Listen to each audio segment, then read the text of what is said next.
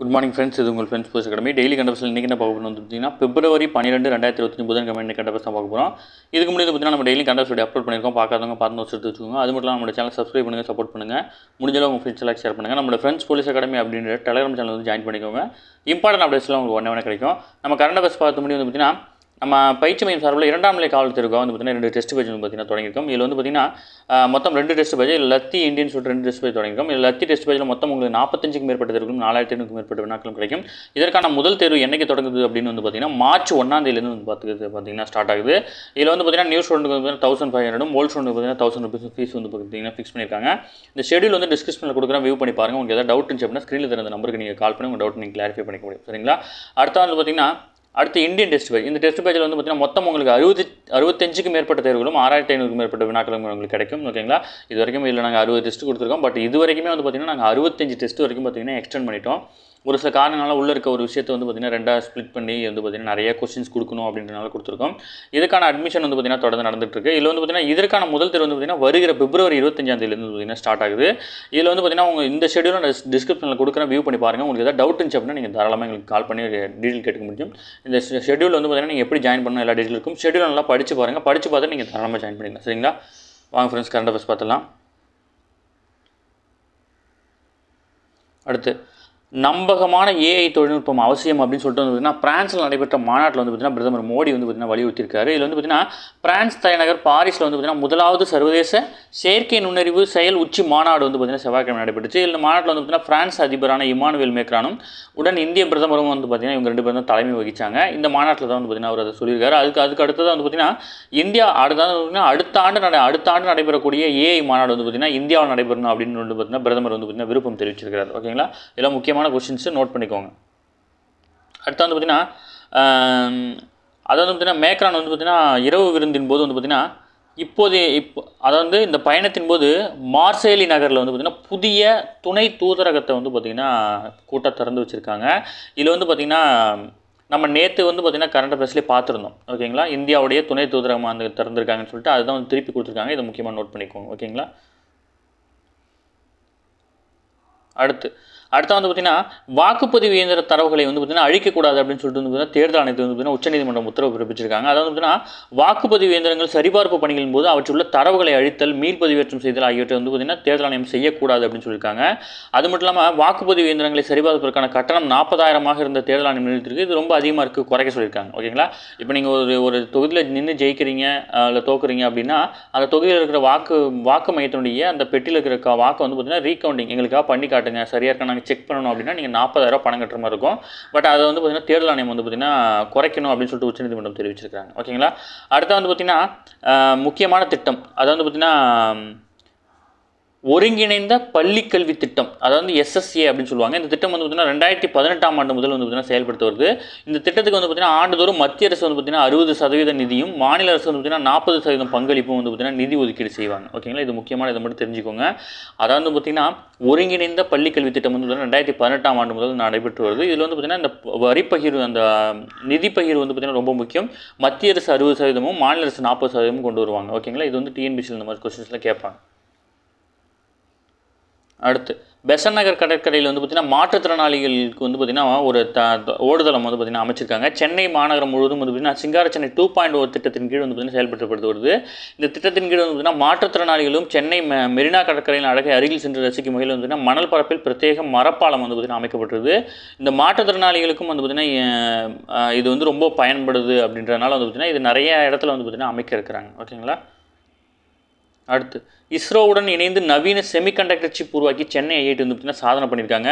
Chennai IIT வந்து பார்த்திங்கன்னா இஸ்ரோவுடன் இணைந்து வந்து பார்த்திங்கன்னா இந்த ஆத்ம நிர்பார் திட்டத்துக்கு வந்து பார்த்திங்கன்னா வலு சேர்க்கும் வகையில் வந்து பார்த்திங்கன்னா விண்வெளி தரத்தில் வந்து பார்த்திங்கன்னா செமிகண்டக்டர், அதாவது குறைக்கடத்தி சிப் வந்து பார்த்திங்கன்னா உருவாக்கியிருக்காங்க. இதில் வந்து பார்த்திங்கன்னா ஐஐடி இயக்குனரான வி காமகோடி தலைமையில் வந்து பார்த்திங்கன்னா சக்தி மைத்ரேயி ராசசர் திட்டம் மேற்கொள்ளப்பட்டது. இந்த திட்டத்தின் கீழ் வந்து விண்வெளி தரத்தில் வந்து பார்த்திங்கன்னா செமிகண்டக்டர் உருவாக்க வந்து பிளான் பண்ணியிருந்தாங்க.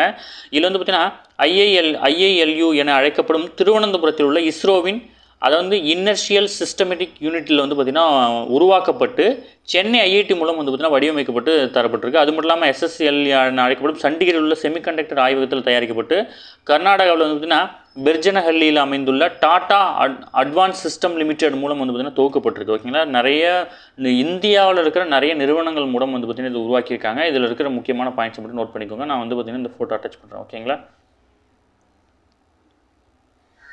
அடுத்து வீட்டு வசதித்துறை இணைச் செயலர் வந்து பார்த்திங்கன்னா ஷர்வன் குமார் வந்து பார்த்திங்கன்னா மத்திய அரசு பணிக்கு வந்து பார்த்திங்கன்னா மாற்றியிருக்காங்க. ஓகேங்களா, இது மாதிரி தமிழ்நாட்டிலேருந்து வந்து பார்த்திங்கன்னா மாற்றப்படுறவங்களோட பேர் ஜஸ்ட்டு சும்மா தெரிஞ்சு வச்சுக்கோங்க. ஓகேங்களா,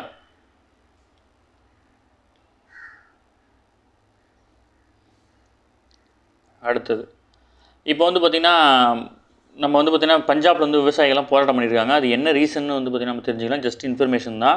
வேளாண் விளைபொருட்களுக்கு வந்து பார்த்திங்கன்னா குறைந்தபட்ச ஆதரவு விலைக்கு வந்து பார்த்திங்கன்னா சட்டப்பூர்வ அங்கீகாரம் மட்டுமின்றி அதன் விலை நிர்ணயத்துக்காக தற்போது பின்பற்றப்படும் நடைமுறைகளை அரசு கைவிட்டு மறைந்த டாக்டர் எம்.எஸ். சுவாமிநாதன் ஆணையம் பரிந்துரைத்த அடிப்படையிலான முறையை வந்து பார்த்திங்கன்னா பின்பற்ற வேண்டும் அப்படின்னு சொல்லி தான் வந்து பார்த்திங்கன்னா போராட்டம் நடத்துகிறாங்க. 23 பயிர்களுக்கு மட்டுமே வந்து பார்த்திங்கன்னா ஆதரவு விலை பட்டியலை வந்து பார்த்திங்கன்னா விரிவுபடுத்த வேண்டும் அப்படின்னு சொல்லியிருக்காங்க. சிறு குறு விவசாயிகளுக்கான வேளாண் கடன் முழுவதும் தள்ளுபடி செய்ய வேண்டும். பயிர் காப்பீட்டு திட்டத்திற்கான பிரீமிய தொகையை வந்து பார்த்திங்கன்னா அரசே செலுத்த வேண்டும். விவசாயிகளுக்கு வந்து பார்த்திங்கன்னா ஓய்வூதியம் வழங்க வேண்டும் அப்படின்ற முக்கியமான சில காரணங்களை முன் வச்சு தான் வந்து பார்த்திங்கன்னா அவங்க போராட்டம் நடத்துகிறாங்க. ஓகேங்களா, நீங்கள் தெரிஞ்சுக்கணும். ஏன்னா டெய்லியும் அதை பற்றி நியூஸில் பார்க்குறதுனால அது என்ன மேட்டர் நீங்கள் தெரிஞ்சுக்கணும்னால கொடுத்துருக்கேன்.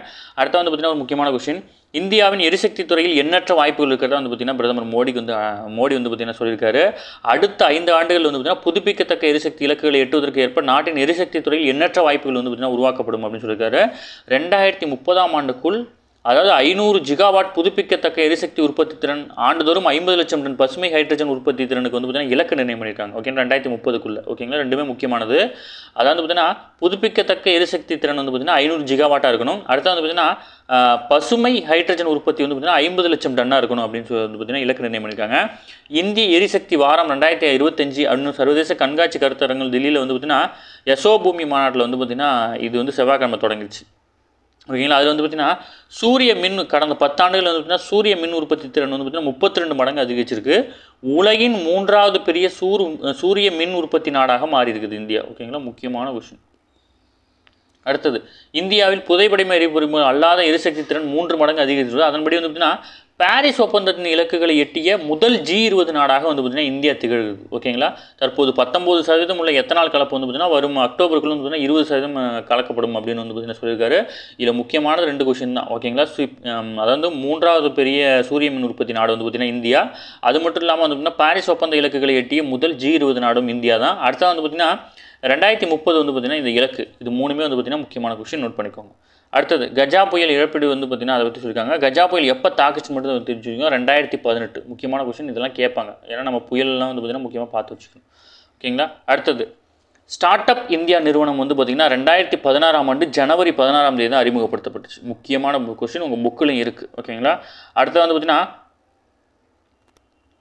குடும்ப வன்முறை, வரதட்சணை கொடுமை என பெண்களுக்கு எதிரான பிரச்சனைகளுக்கு பேச்சுவார்த்தை மூலம் தீர்வு காணும் பெண்களுக்கான நீதிமன்றத்தை, அது வந்து நாரி அதாலத்துன்னு சொல்லுவாங்க, அனைத்து மாநிலங்களும் விரிவுபடுத்த மத்திய அரசு வந்து பார்த்திங்கன்னா திட்டமிட்டிருக்காங்க.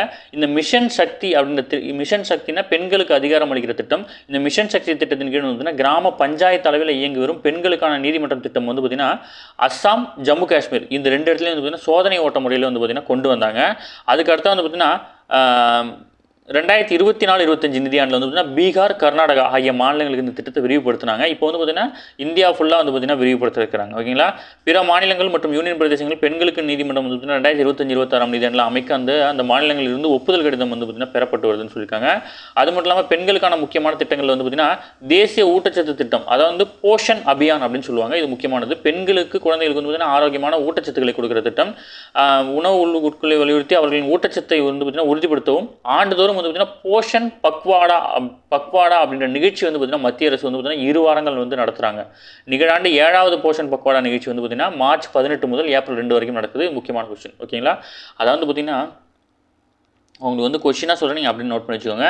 அதாவது பார்த்திங்கன்னா பெண்களுக்கான தேசிய ஊட்டச்சத்து திட்டம் வந்து பார்த்திங்கன்னா போஷன் அபியான். ஓகேங்களா, இது வந்து பார்த்திங்கன்னா மக்களுக்கு கொண்டு போய் சேர்க்கணுன்றனால ஆண்டுதோறும் வந்து பார்த்திங்கன்னா போஷன் பக்வாடா அப்படின்ற ஒரு நிகழ்ச்சியை வந்து பார்த்திங்கன்னா நடத்துகிறாங்க 2 வாரங்களுக்கு. இந்த ஆண்டு நடக்கிறது வந்து பார்த்திங்கன்னா 7வது நிகழ்ச்சி. ஓகேங்களா, அடுத்து 4 கருப்பொருளின் அடிப்படையில் வந்து பார்த்திங்கன்னா இந்த நிகழ்ச்சி வந்து நடைபெறுது. இந்நிகழ்ச்சியில் வந்து பார்த்திங்கன்னா வாழ்வின் முதல் 1000 நாட்களில் கவனம் செலுத்துதல் ஃபஸ்ட்டு. அடுத்து வந்து இத்திட்டத்தால் பயனாளிகள் அடைந்த நன்மைகளை பிரபலப்படுத்துதல் 2, ஊட்டச்சத்து குறைபாடுடைய குழந்தைகளை கண்டறிந்து அவர்களுக்கு சிகிச்சை அளித்தல் 3, குழந்தைகளின் உடல் பருமன் சார்ந்த பிரச்சனைகளுக்கு வந்து பார்த்திங்கன்னா தீர்வு காணுதல் ஆகிய 4 கருப்பொருட்கள் வந்து பார்த்திங்கன்னா கொண்டு இந்த திட்டம் செயல்படுத்தப்படுது. அது மட்டும் இல்லாமல் சுபோஷித் பஞ்சாயத்து, அதாவது ஊட்டச்சத்து மற்றும் சுகாதார மேம்பாட்டில் சிறந்து விளங்கும் 1000 கிராம பஞ்சாயத்துகளை தேர்ந்தெடுத்து விருதுகள் வழங்கும் கபோஷித் பஞ்சாயத்து திட்டத்தை வந்து பார்த்தீங்கன்னா கடந்த ஆண்டு டிசம்பர் 26 தான் வந்து பிரதமர் மோடி வந்து பார்த்தீங்கன்னா தொடங்கி வச்சிருக்காரு. ஓகேங்களா, எல்லாமே முக்கியமானதான், நோட் பண்ணிக்கோங்க. டிஎன்பிசிலாம் இதெல்லாம் லட்டு கொஷின் சூப்பராக எடுத்து போட்டுருவாங்க. அடுத்து பாதுகாப்புத்துறை சார்ந்த ஆராய்ச்சி, திறனை மேம்படுத்துதல், புத்தாக்கம் போன்றவற்றில் உலகில் கவனிக்கப்படும் நாடாக இந்தியா இருக்குது. அது மட்டும் இல்லாமல் உலகளவில் அதிக யூனிகான்களை கொண்ட 3வது நாடாக வந்து பார்த்திங்கன்னா இந்தியா இருக்குது. ஓகேங்களா, ஏன்னா இந்த டேட்டாலாம் வந்து பார்த்திங்கன்னா நம்ம ஸ்கூல் புக்கில் வந்து பார்த்திங்கன்னா பழசாக இருக்கும். ஓகேங்களா, அதனால சொல்கிறேன். அரசியலமைப்பு சட்ட திருத்தம் வந்து பார்த்திங்கன்னா நாடாளுமன்றம் தான் திருத்தம் மேற்கொள்ள முடியும் அப்படின்னு சொல்லிட்டு வந்து ஜெகதீப் தன்கர் வந்து பார்த்திங்கன்னா சொல்லியிருக்காரு. இது வந்து பார்த்திங்கன்னா உங்கள் ஸ்கூல் புக்கில் இருக்குது, புதுசாக பார்க்குறவங்களுக்கு ஒரு கொஸ்டின் சொன்ன மாதிரி இருக்கும் அப்படின்னால சொல்லிட்டு இருக்கோம். அதாவது பார்த்திங்கன்னா அரசியலமைப்பு சட்ட புத்தகத்தில் எந்த திருத்தம் மேற்கொள்ளினாலும் அதற்கு அதிகபட்ச அதிகாரம் யாருக்கு இருக்குது அப்படின்னா நாடாளுமன்றத்துக்கு தான் இருக்குது. பிரதமரோ அல்லது வந்து குடியரசுத் தலைவர் தனிப்பட்ட முறையில், நாடாளுமன்றம்ன்றது அவங்களாம் சேர்ந்தது, அதனால தான் நாடாளுமன்றம்னு அவங்க மென்ஷன் பண்ணுறாங்க. ஓகேங்களா.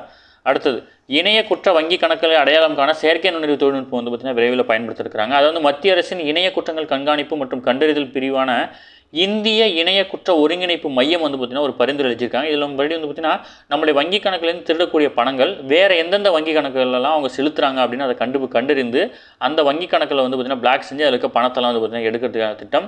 அடுத்து வந்து பார்த்திங்கன்னா இணைய மோசடி தொடர்பான I4C வலைதளம் மூலமாக வந்து பார்த்திங்கன்னா 19 கோடிக்கும் அதிகமான மக்கள் வந்து பார்த்திங்கன்னா புகார் செய்திருந்தாங்க.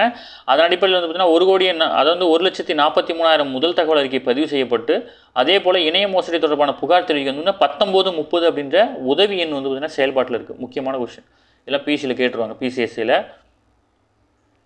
அடுத்து அரசு வாங்கும் மொத்த கடன் தொகையும் வந்து பார்த்திங்கன்னா மூலதன செலவுக்கு வந்து பார்த்திங்கன்னா ஒதுக்கீடு பண்ணியிருக்காங்க. வரும் 2025-26 நிதியாண்டில் வந்து பார்த்திங்கன்னா அரசு வாங்கும் மொத்த கடன் தொகையில் மூலதன செலவுக்கு ஒதுக்கப்பட இருக்கிறது அப்படின்னு வந்து பார்த்திங்கன்னா மத்திய அமைச்சர் நிர்மலா சீதாராமன் அவர்கள் வந்து தெரிவிச்சிருக்காங்க. வரும் 2025-26 நிதியாண்டில் மத்திய பட்ஜெட் நிதி அமைச்சர் நிர்மலா சீதாராமன் வந்து பார்த்திங்கன்னா February 1ஆம் தேதி வந்து தாக்கல் பண்ணியிருக்காங்க. அதில் வந்து பார்த்திங்கன்னா சொல்லும்போது நாட்டினுடைய நிதி பற்றாக்குறை GDPயில் வந்து பார்த்திங்கன்னா 4.4% இருக்கும் அப்படின்னு சொல்லியிருக்கிறாங்க. ஓகேங்களா, அதனால் வந்து பார்த்திங்கன்னா அரசு எவ்வளோ கடன் வாங்குதோ அதை மொத்தமாக பார்த்திங்கன்னா மூலதன செலவுகளுக்காக மட்டும்தான் வந்து பார்த்திங்கன்னா செலவு பண்ண முடியும் அப்படின்னு வந்து பார்த்திங்கன்னா சொல்லியிருக்கிறாங்க. ஓகே, அடுத்தது அதாவது இந்தியா ஃபுல்லாக எத்தனை மரண தண்டனை கைதிகள் இருக்காங்க அப்படின்னு சொல்லிட்டு வந்து டேட்டா கொடுத்துருக்காங்க. இதில் வந்து நாடு முழுவதும் உள்ள சிறைகளில் 544 வந்து மரண தண்டனை கைதிகள் இருக்காங்க. இதில் வந்து பார்த்திங்கன்னா முக்கியமாக வந்து பார்த்திங்கன்னா 95 மரண தண்டனை கைதிகளுடன் வந்து பார்த்திங்கன்னா உத்தரப்பிரதேச மாநிலம் தான் வந்து பார்த்திங்கன்னா முதலிடத்தில் இருக்குது. அதிகமான மரண தண்டனை கைதிகள் உள்ள பட்டியலில் உத்தரப்பிரதேசம் இருக்குது. அதுக்கு அடுத்ததாக வந்து பார்த்திங்கன்னா குஜராத் இருக்குது. அதுக்கப்புறம் ஜார்க்கண்ட், மகாராஷ்டிரம், மத்திய பிரதேசம், கர்நாடகா, பீகார், மேற்கு வங்காளம், ஹரியானா, ராஜஸ்தான், உத்தரகாண்ட், கேரளம், ஆந்திரம், தமிழகத்தில் 14 பேர் மரண தண்டனை கைதிகள் இருக்காங்க. ஓகேங்களா, இதை மட்டும் ஞாபகம் வச்சுக்கோங்க. டேட்டா வேணால் நீங்கள் வரிசையாக 1 by 1 எழுதிக்கோங்க. அடுத்தது உத்தரகாண்ட் நடைபெறும் 38வது வந்து பார்த்திங்கன்னா தேசிய விளையாட்டு போட்டியில் வந்து தமிழகத்துக்கு வந்து செவ்வாய்க்கிழமை 3 பதக்கம் வந்து கிடச்சிருக்கு. இல்லை மகளிருக்கான 20 கிலோமீட்டர் நடைப்பந்தயத்தில் வந்து பார்த்திங்கன்னா பங்கேற்ற போட்டியாளர்கள் அனைவருமே முந்தைய போட்டி சாதனைகளை முறியெடுத்து அரிய சாதனை வந்து பார்த்திங்கன்னா படைச்சிருக்காங்க. ஓகேங்களா, இதில் வந்து பார்த்திங்கன்னா இதற்கு முன் இந்த பிரிவில் வந்து 1999ஆம் ஆண்டு இம்பால் தேசிய விளையாட்டு போட்டிகளில் மணிப்பூரை சேர்ந்த பாலாதேவி வந்து பார்த்திங்கன்னா 51.56 வினாடிகள் இலக்கை எட்டி சாதனை படைச்சிருந்தாங்க. ஓகேங்களா, 51.56. ஆனால் இந்த டைம் வந்து பார்த்திங்கன்னா 3 ஸ்டேட் வந்து பார்த்திங்கன்னா ஹரியானாவின் ரவீனா, உத்தரகாண்டில் ஷாலினி, உத்தரப்பிரதேசில் வந்து பார்த்திங்கன்னா முதானி பிரஜாபதி, இவங்க எல்லாருமே இந்த 51க்கு முன்னாடியே முடிச்சிட்டாங்க. அதனால் அரிய சாதனையாக அது கருதப்படுது. எப்போவுமே வந்து பார்த்திங்கன்னா இவங்க 51 முடிச்சிருக்காங்கன்னா இவங்களுக்கு முன்னாடி வந்து பார்த்திங்கன்னா அந்த ஃபஸ்ட்டு வந்தவங்க தான் வந்து பார்த்திங்கன்னா ஏன்னா 51, 50, 56 இவங்க முடிச்சிருக்காங்க.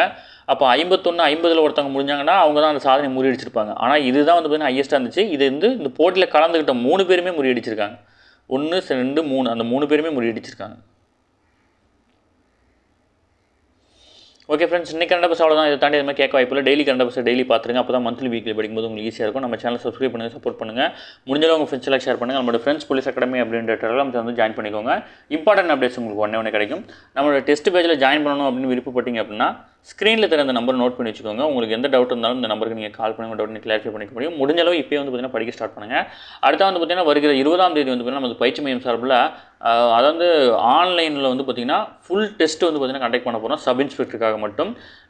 சார்பு ஆய்வாளர் தேர்வுக்கு தயாராகக்கூடிய மாணவர்கள் வந்து பார்த்திங்கன்னா இந்த வீடியோ பார்த்துட்டு இருந்தீங்க அப்படின்னா டிஸ்கிரிப்ஷனில் இருக்க வாட்ஸ்அப்பில் வந்து ஜாயின் பண்ணிக்கோங்க. நம்ம கொஸ்டின் வந்து பார்த்திங்கன்னா வாட்ஸ்அப்பில் தான் வந்து பார்த்திங்கன்னா ஷேர் பண்ணுவோம். கட்டாயம் இது உங்களுக்கு பயன்படும். ஓகேங்களா? இந்த தேர்வை வந்து பார்த்திங்கன்னா எழுதி முடிச்சுட்டு இதில் நீங்கள் மொத்தம் எத்தனை கொஸ்டின் இருக்குது, இல்லை ஹிஸ்ட்ரியில் எத்தனை, சயின்ஸில் எத்தனை, சோசியல் எத்தனை நீங்கள் வந்து டிவைட் பண்ணிவிட்டு அதில் எத்தனை கொஸ்டின் அடிச்சிருக்கீங்க, எதில் வீக்காக இருக்கீங்க அப்படின்னு நீங்கள் தான் உங்களை நீங்கள் ஸ்ட்ரென்தன் பண்ணிக்கணும். சரிங்களா? ஓகே ஃப்ரெண்ட்ஸ், உங்களுக்கு எதாவது டவுட் இருந்துச்சு அப்படின்னா ஸ்க்ரீனில் தெரிஞ்ச நம்பருக்கு கால் பண்ணுங்கள். Thank you friends.